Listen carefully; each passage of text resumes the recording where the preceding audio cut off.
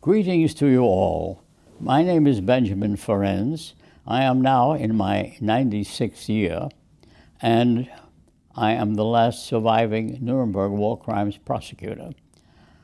I was pleased to receive an invitation from an organization called Jewish Culture in Sweden that requested me to sum up something about what the Nuremberg trials and the subsequent Nuremberg trials were about, and my own personal experiences connected with those efforts. I had been an honor student at the Harvard Law School. I had a scholarship on my exam in criminal law. At that time, there were not many Jews at the Harvard Law School, and it was rather unusual, particularly since I came from a very poor family. We were immigrants to the United States. I came as an infant. My father had no skills which were saleable in America. He became a janitor in a tenement house, and that was my earliest recollections began that way, in a place called Hell's Kitchen, which was a high-density crime area. I was fortunate to be able to go to good schools, and at Harvard I was also focusing on crime prevention, which was my chosen goal. When the war broke out, I managed to get into the Army. I did not qualify for the Air Force because I was very short, and they said my legs wouldn't reach the pedals.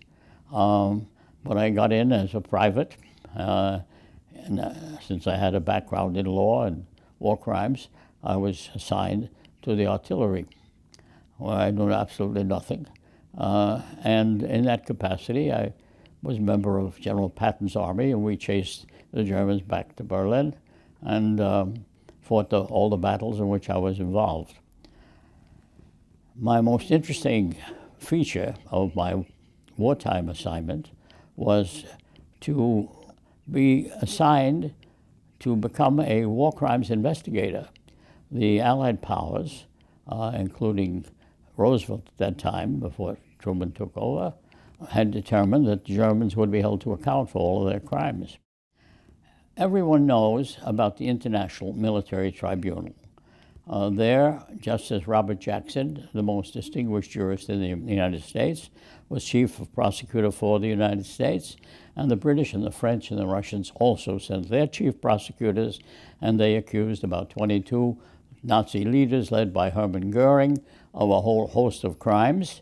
The trials didn't last very long, several months, and they were very well reported in the press everywhere. And Hermann Goering committed suicide after he was sentenced to death. I would pick up my personal involvement after that date. When the International Military Tribunal was coming to an end, the United States, then led by President Truman, decided that we should have more trials in order to give a more comprehensive picture of how it could be possible that a country like Germany, highly educated, civilized, and powerful, could allow and permit and encourage and commit the horrible crimes which I had personally witnessed as I entered the concentration camps, with the bodies in the crematoria and the dead bodies lying all around, etc. I needn't go into the horrible details because they are too horrible to recall and really too difficult for a rational human mind to comprehend. And when the war was over, I was recruited to go back to Germany together with Telford Taylor, who was assigned by President Truman to be the chief of counsel for a dozen subsequent trials, as they were called, following the International Military Tribunal. My first assignment from General Taylor, with whom I was later a law partner, was to go to Berlin and gather evidence which would be used against the suspects in all the different fields: the German doctors who performed medical experiments, the lawyers who perverted the law, the industrialists who built concentration camps to work people to death, the military who cooperated with the SS themselves. So this was the panorama that we were going to open up to the public. And he said, Ben, you know about investigating. You've done this during the war. Go and get the evidence so that we can present a credible case against the suspects. And I did that. And one of my researchers in Berlin came upon a set of archives called in German Ereignismeldungen aus der USSR, which means situation reports from the Eastern Front. And these were reports of special squads called Einsatzgruppen, special groups, reporting on how they were carrying out their assignment. And their assignment was to kill, without pity or remorse, every single Jewish man, woman, or child they could lay their hands on. They do the same to the gypsies. Why? Why did they kill the little children and the babies? Because they had Jewish blood.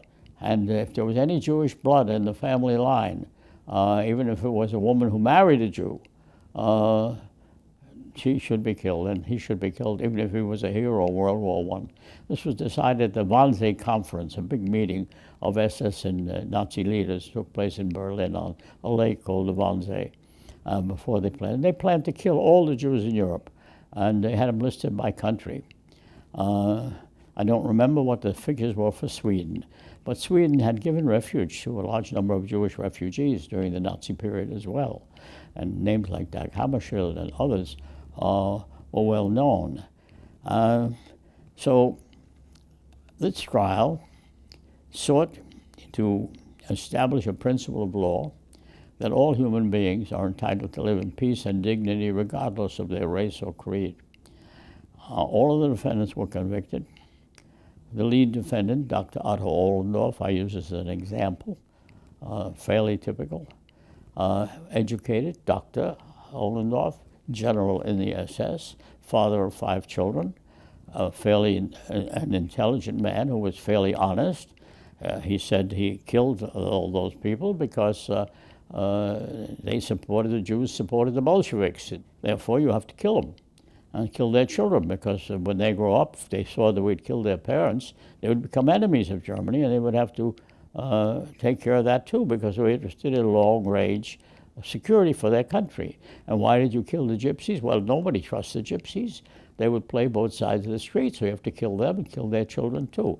On that reasoning, his unit killed 90,000 Jews, including the little job of Babi Yar. The Einsatzgruppen in 1941 killed 33,000, and they reported that in their top secret German reports. The next important step was, after taking care of punishing a few of the perpetrators as a sampling only, do something for the victims. And I stayed on in Germany and set up the restitution programs to provide return, first of all, of property which had been stolen or was heirless, to provide individual compensation for the surviving Nazi victims, and for the State of Israel, which gave refuge to the victims, and which were expenses which Germany would have had to bear and was in opposition to at that time. So these were new principles of equity and law, which I was putting into practice, which became a rather large organization, because we then had to lobby the German parliament. We had to set up legal aid offices around the world. We had one in Stockholm as well, the United Restitution Organization, to help the individuals with their claims. This was a second phase about which very little is known, because the Germans, it's nothing to brag about to say that we paid billions of dollars, as they did, in compensation, small sums to individual survivors, because it only emphasized the magnitude of the crimes. And of course, the new generation says, well, we didn't do it, why should we pay? And that's understandable. And Germany, fortunately, has a completely new way of thinking about these problems. The Germans offered to give me their highest civilian award, the Verdienstkreuz Erste Klasse. I had some hesitation about accepting that, because I thought, what will somebody say? How dare you take a medal from the people who murdered my parents, and so on. But I thought about it, and I talked to some of the Nazi survivor groups, and I said, look, it would be unfair. Germany's reaching out. They're trying to make a gesture. They did it with the restitution program, compensation programs.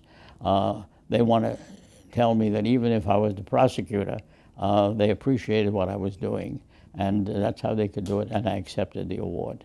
The French also gave me a membership in the Legion of Honor, which is very interesting, but I didn't earn it. But the most valuable award I have was a medal given from the best law school in the world, Harvard Law School.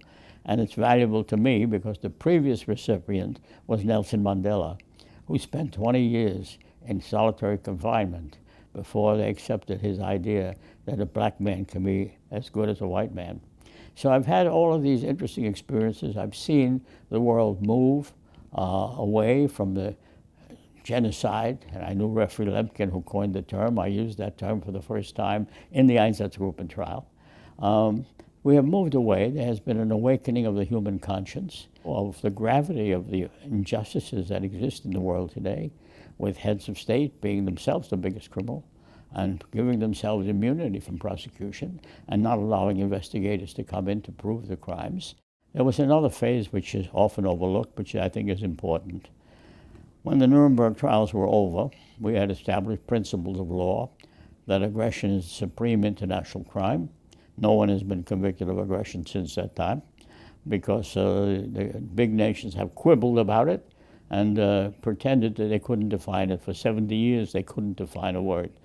Baloney. They don't want to define it, and that's why they can't define it.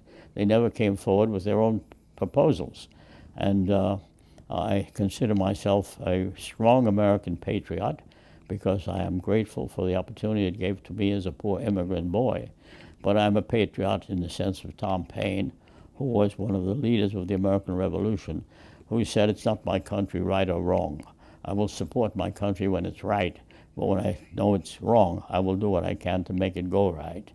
And that's been my feeling about some of the positions taken in the United States. But we have to bear in mind, do not condemn a whole nation for decisions reached by a few people.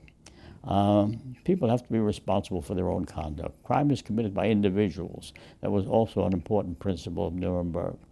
Everybody's forgotten about the Einsatzgruppen and Babi Yar.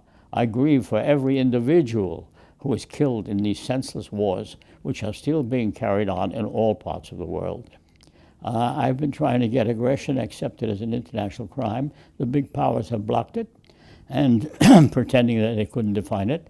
And I've said, let's focus instead on crimes against humanity as an international crime. That has been generally recognized to be an international crime in many jurisdictions, and it has more resonance with the public. But let's not give immunity to mass murderers as I knew them. I know that war makes murderers out of otherwise decent people, and I would like to eliminate war as an instrumentality for settling disputes, particularly in the cyberspace age. And we are beginning with the International Criminal Court to approach a rational legal approach to dealing with the problems of persecution and murder, racial murder, hate crimes, and so on, which still exists in various parts of the world. Sweden has been largely spared much of that compared to other countries. And I want to convey my appreciation to the Swedish government and to all the Swedish public who are responsible for having a humane approach to differences among different people. Sweden is a sheltered corner, and the Swedish have been a model of how a nation can be at peace without spending all of its assets on armaments. We must bear in mind that we must find a new way of dealing with differences of that kind by peaceful means, and by peaceful means only, to learn tolerance, learn compassion, learn the meaning of understanding the other fellow's point of view. Sweden is a good example of being able to do that. So it's a dangerous world we live in. I won't be here much longer. I don't think I'm immortal. And I can only pass on the advice to try to inculcate in others a change of heart and mind. Let them recognize that even if there are differences which are deeply felt through reasons of religion or nationality or economics or anything, you settle those differences not by killing the adversary or somebody connected vaguely to them, but by compromising and understanding it and having it judicially settled without the use of force. So that's my conclusion. After a very interesting life, I have no complaints. I will go out the way I came in. I want to go out a pauper, and I'm giving everything away to organizations which are fighting for a more peaceful world. Sweden, I'm sure, has their own assets, and that you've been doing a very valuable job as being a sound voice for peace for everyone. And I convey my appreciation to the government as well. Thank you and good luck.